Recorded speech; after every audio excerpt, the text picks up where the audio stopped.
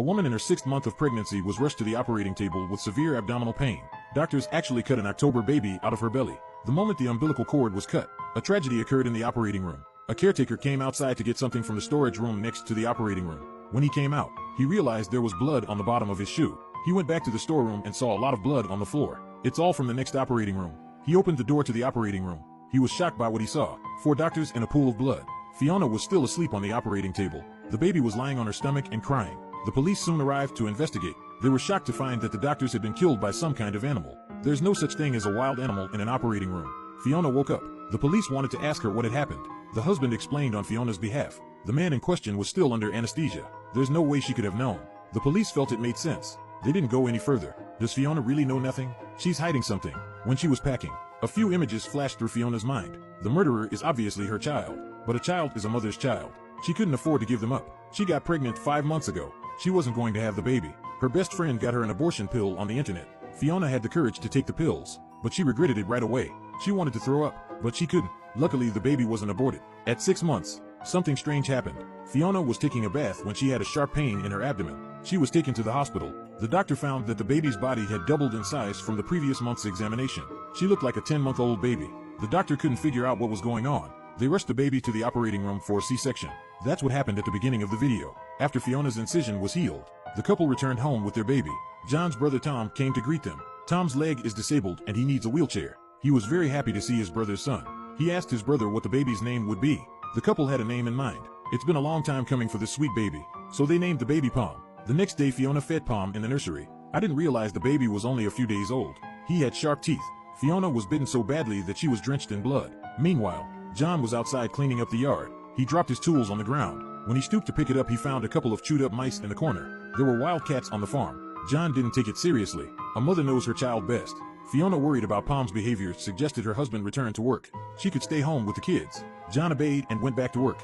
After all, there's a lot of money to be spent on raising a child. Staying at home made Fiona feel much more relaxed. When she came to breastfeed again, she realized that Palm wasn't in his crib. She called out the baby's name, turns around and looks for him. Tom heard something outside, but he couldn't get around, so he didn't go out to look. Fiona found Palm downstairs. Do not ever eat this.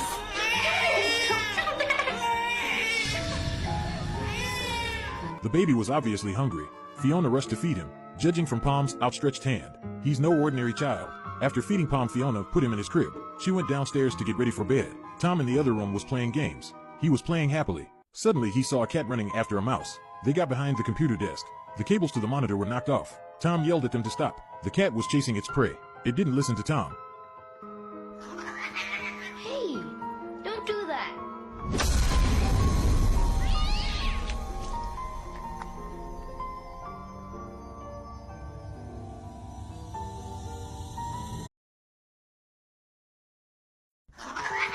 Hey, don't do that.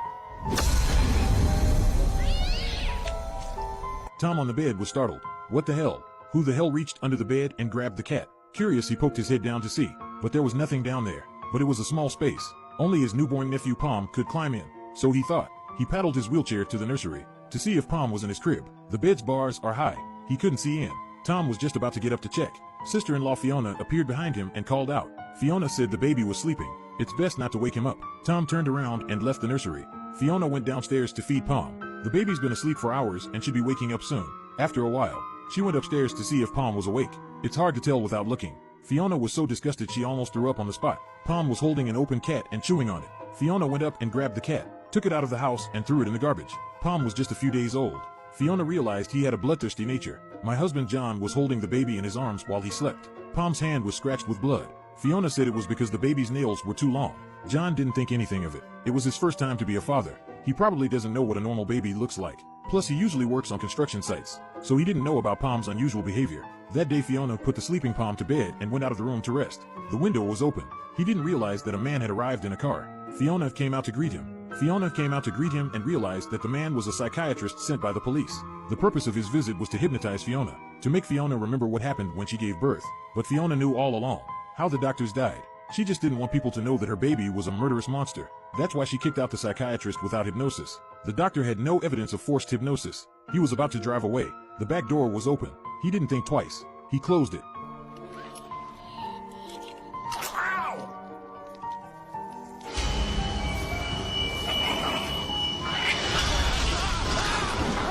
Inside, Fiona heard something, pulls back the curtains and looks out. The doctor's car is turning red. She rushes over to see Palm eating his way through it. He's covered in red sauce. Fiona rushed the baby to the bathroom. She had to wash off all the traces before anyone noticed. Luckily, it was a farm. Few people were around. Fiona drove the doctor's car into the river. John had the weekend off, picked up his brother Tom from school on his way home for the weekend. Tom voiced his concerns. He felt his nephew Palm was scary, not normal. Palm mocked his brother for thinking too much. Says Palm is just a baby. Missing his child, Palm went home to see him first. Fiona, who was with him, was afraid he'd see something wrong. Luckily, her husband was only complaining that the baby was growing up too fast. In the evening, the family had a reunion dinner. There were no accidents. John has to go to work on Monday. Tom has school. The brothers were off again. Fiona watched them leave the house. What she didn't expect. Cindy and her boyfriend drove up. Cindy told her boyfriend to wait outside. She hadn't been able to reach Fiona. This time she came directly. She didn't tell him in advance. When they got inside, Cindy called out Fiona's name. There was no answer. When she went up to the second floor, Fiona came out of the nursery. Cindy was happy to see the baby, but Fiona refused. Said it was hard to get to sleep. They went to the next room to chat. Cindy asked Fiona why she didn't reply. Fiona excused herself by saying that new moms don't have the strength. While they were chatting, outside, Cindy's boyfriend is wandering around in the yard. Bored, he leaned against the car. Suddenly, he heard something crawling in the branches of the car, but he didn't care. At that moment, the two of them who were chatting in the house suddenly got into a fight. Cindy went downstairs and said goodbye angrily. Fiona, who was also angry, closed the door without saying goodbye. Cindy came out and realized that her boyfriend was not in the car. She was looking for him in the yard. She found something unusual in the car, lifted a tree branch and saw her boyfriend in a bloody mess. Fiona went upstairs to the nursery to check on the baby. She realized Palm wasn't in his bed. She turned and ran out of the room to look for him. She saw her best friend's car in the yard and no one there. She had a bad feeling about it. When she turned to her car, the premonition turned into reality. The girlfriend and her boyfriend were gone. 3 people dead in just a few days. Fiona was devastated. She didn't know how to hide it. What's worse, the police realized that the psychiatrist had lost contact. They're on. The woman looks at the bodies of her best friend's 2 children and breaks down. It's another one of her freak bites. Now 3 people are dead. To cover up the evidence, Fiona opened the basement door, dragged the bodies inside and hid them. Then she took a bath with her bloody child in her arms. Her eyes became hollow. The shock was so intense that she went into a trance. At night, her husband John came home. He saw Fiona staring at a chair. He went to check on the baby Palm, but the crib seemed empty. Fiona said it was there a moment ago. John was shocked when he lifted the covers. It wasn't a baby under the covers. Instead, there was a pile of gnawed animal carcasses. At this point, Fiona would only repeat the phrase, "The baby's hungry." The baby was hungry. John was convinced that his baby was a monster. The power suddenly went out on the farm. John told his wife to sit tight. He'd fix the circuits and look for the baby. The electrical box was in the basement. John was checking the wiring. The police finally arrived. John, in the basement of the farm, heard a noise at the door. He took a closer look. It's Palm crawling to close the door. He rushed to stop it. He realizes that the door has been locked from the outside. The 2 policemen who arrived get out of the car and knock on the door. Upstairs, Fiona just sits quietly, like a hunter waiting for his prey to fall into a trap. It's not a very gory scene. I can only give you the short version. John eventually found Fiona's body hidden in the basement. The male cop was also scared in the basement, although John argued that his kid killed all these people. But that's no way to talk about a baby. The cops couldn't believe it. They were ready to arrest John. The policewoman was inspecting the house. She was ambushed by Palm and fell to the ground. She died soon after. The male cop heard the screams in the basement and was convinced John wasn't the killer. Then they searched the house for Palm together. No surprise, Palm was dead when the police found him. Lurking in the pipes, Palm jumped on the cop and snapped his neck. The cop struggles and shoots out the gas line. The basement is on fire. Tom was worried about his brother's safety and wanted to go down to help. John knew his disabled brother couldn't help.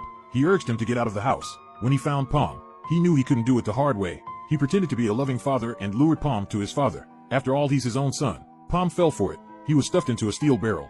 John pulls the barrel to the side of the woods and prepares to shoot, but the boy's cries were pathetic.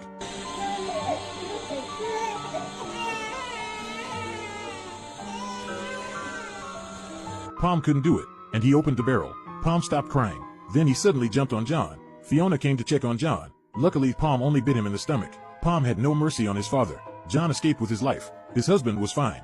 Fiona followed the cries and found Palm in the woods. She carried the baby into the fire despite her brother-in-law's protests. The house was filled with smoke. Fiona carried Palm to the nursery. She sat down calmly.